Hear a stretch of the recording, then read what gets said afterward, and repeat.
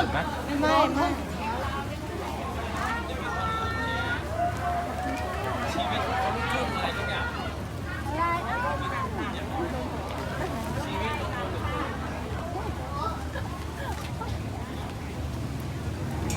เดี๋ยวรอชมน้องหน้าเวทีเลยนะคะ รอหน้าเวทีแล้วนะคะ ตอนนี้น้องกำลังเช็คเสียงอยู่ค่ะ เช็คคนหนึ่งเช็คซาวน์นะคะ ขอโทษนะคะ รอชมหน้าเวทีเลยค่ะ